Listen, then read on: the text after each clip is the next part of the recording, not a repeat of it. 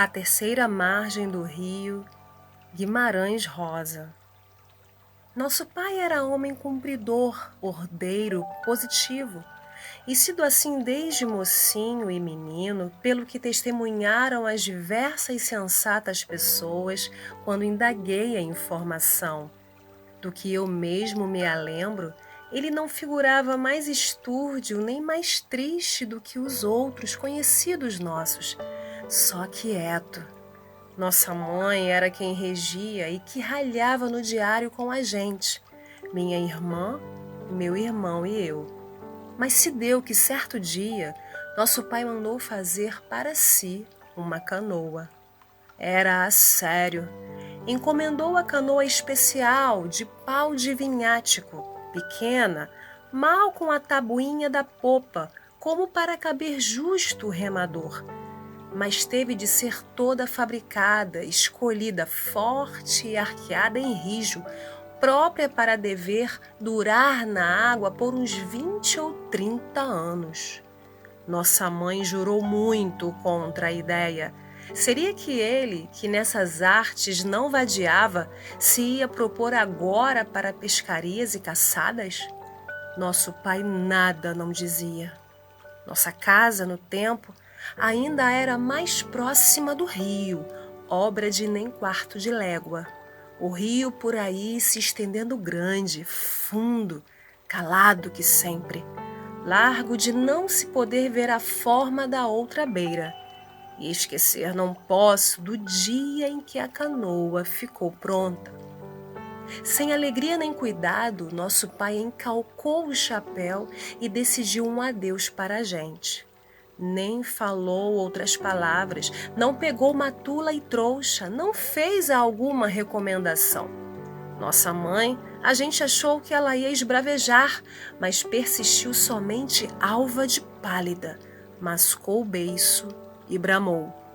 "Cê vai, ou cê fique, você nunca volte." Nosso pai suspendeu a resposta. Espiou manso para mim, me acenando de vir também por uns passos.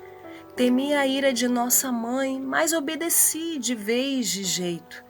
O rumo daquilo me animava. Chega que um propósito perguntei: "Pai, o senhor me leva junto nessa sua canoa?" Ele retornou o olhar em mim e me botou a bênção, com um gesto me mandando para trás. Fiz que vim, mas ainda virei, na grota do mato para saber. Nosso pai entrou na canoa e desamarrou pelo remar, e a canoa saiu-se indo, a sombra dela por igual, feito um jacaré, comprida longa. Nosso pai não voltou. Ele não tinha ido a nenhuma parte.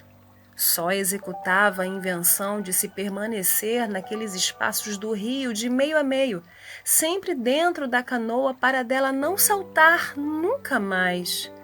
A estranheza dessa verdade deu para estarrecer de todo a gente.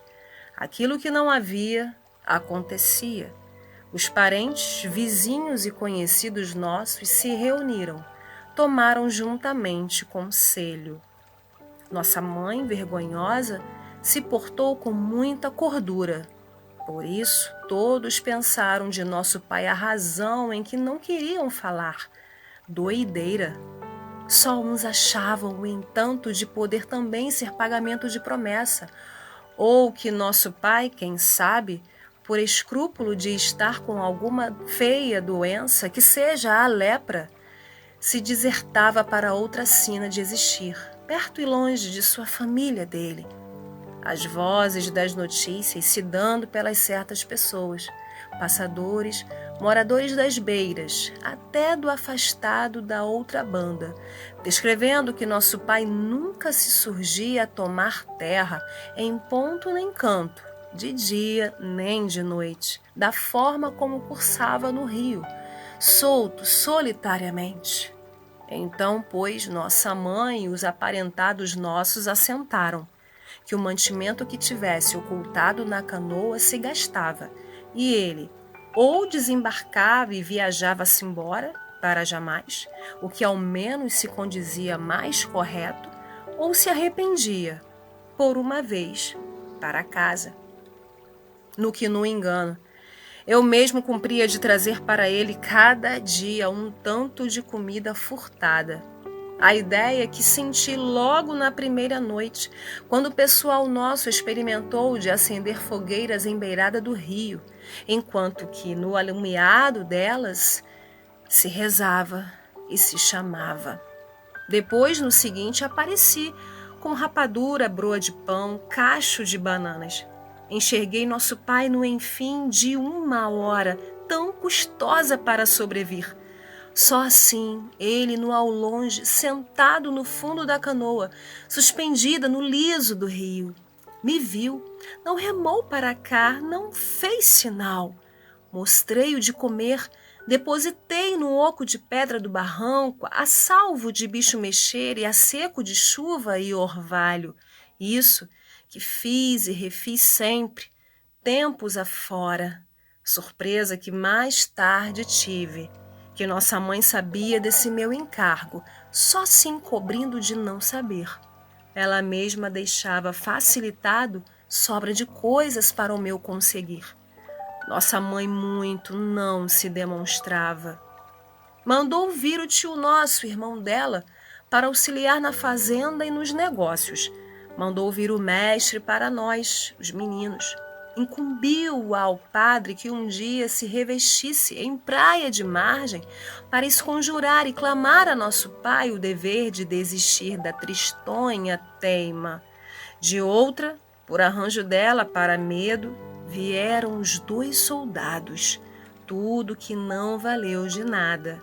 Nosso pai passava ao largo, avistado ou de luso, cruzando na canoa, sem deixar ninguém se chegar à pega ou à fala. Mesmo quando foi, não faz muito, dos homens do jornal que trouxeram a lancha e tensionavam tirar retrato dele, não venceram. Nosso pai se desaparecia para outra banda, aproava a canoa no brejão, de léguas, que há por entre juncos e mato, e só ele conhecesse, a palmos, a escuridão daquele. A gente teve de se acostumar com aquilo. As penas que com aquilo a gente mesmo nunca se acostumou em si, na verdade. Tiro por mim que no que queria e no que não queria, só com nosso pai me achava, assunto que jogava para trás meus pensamentos. O severo que era de não se entender de maneira nenhuma como ele aguentava. De dia e de noite, com sol e aguaceiros, calor sereno e nas friagens terríveis de meio do ano, sem arrumo, só com o chapéu velho na cabeça, por todas as semanas e meses e os anos, sem fazer conta do se ir do viver. Não pojava em nenhuma das 2 beiras, nem nas ilhas e croas do rio. Não pisou mais em chão nem capim. Por certo que para dormir seu tanto ele fizesse a amarração da canoa em alguma ponta de ilha, no esconso. Mas não armava um foguinho em praia, nem dispunha de sua luz feita, nunca mais riscou um fósforo. O que consumia de comer era só um quase. Mesmo do que a gente depositava no entre as raízes da gameleira ou na lapinha de pedra do barranco, ele recolhia pouco, nem o bastável. Não adoecia? E a constante força dos braços para ter tento na canoa, resistido, mesmo na demasia das enchentes, no submento. Aí quando, no lanço da correnteza enorme do rio, tudo rola o perigoso, aqueles corpos de bichos mortos e paus de árvore descendo, de espanto de esbarro. E nunca falou mais palavra com pessoa alguma. Nós também não falávamos mais nele. Só se pensava. Não, de nosso pai não se podia ter esquecimento. E se por um pouco a gente fazia que esquecia, era só para se despertar de novo, de repente, com a memória, no passo de outros sobressaltos. Minha irmã se casou. Nossa mãe não quis festa. A gente imaginava nele quando se comia uma comida mais gostosa. Assim como no gasalhado da noite, no desamparo dessas noites de muita chuva, fria, forte, nosso pai só com a mão e uma cabaça para ir esvaziando a canoa da água do temporal. Às vezes, algum conhecido nosso achava que eu ia ficando mais parecido com nosso pai, mas eu sabia que ele agora virara cabeludo, barbudo, de unhas grandes, mau e magro, ficado preto de sol e dos pelos, com aspecto de bicho, conforme quase nu, mesmo dispondo das peças de roupas que a gente de tempos em tempos fornecia. Nem queria saber de nós.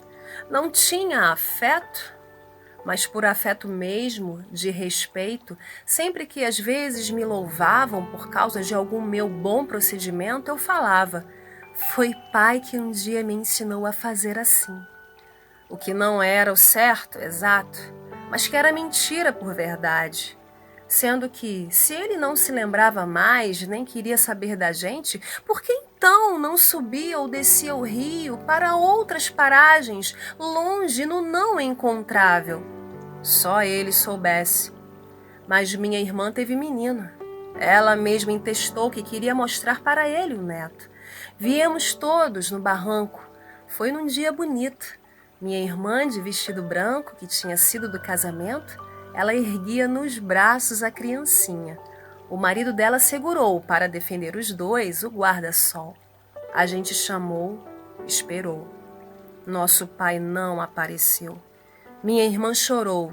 Nós todos aí choramos, abraçados. Minha irmã se mudou com o marido para longe daqui. Meu irmão resolveu e se foi para uma cidade. Os tempos mudavam no devagar depressa dos tempos. Nossa mãe terminou indo também, de uma vez, residir com minha irmã. Ela estava envelhecida. Eu fiquei aqui, de resto. Eu nunca podia querer me casar. Eu permaneci com as bagagens da vida.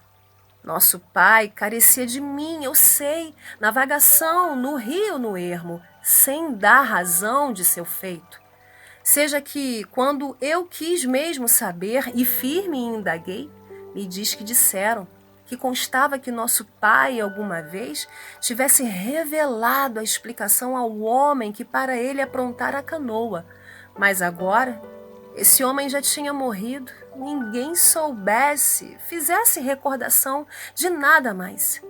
Só as falsas conversas, sem senso, como por ocasião no começo, na vinda das primeiras cheias do rio, com chuvas que não estiavam, todos temeram o fim do mundo. Diziam que nosso pai fosse o avisado que nem Noé, que, portanto, a canoa ele tinha antecipado.